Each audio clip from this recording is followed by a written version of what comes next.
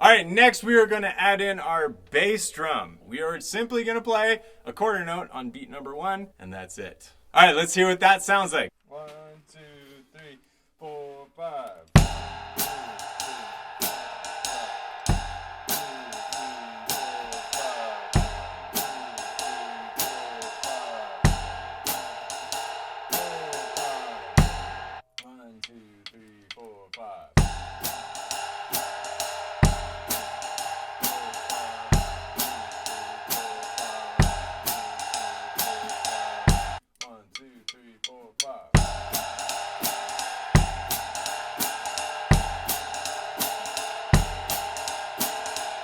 All right, and finally, we're gonna add in our snare drum comping. There's kind of 2 elements that you need to pay attention to for the snare drum. One is the simple coordination where the notes fall and articulation. Some notes will be ghosted, some will be accented. So if you look at the transcription, we are gonna have notes on the and of 1.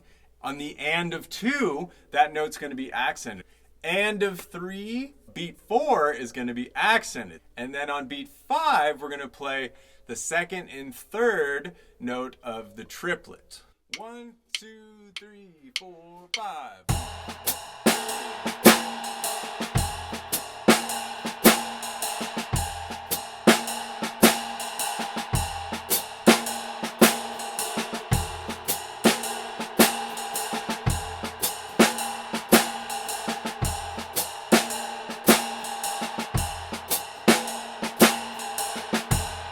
1, 2, 3, 4, 5.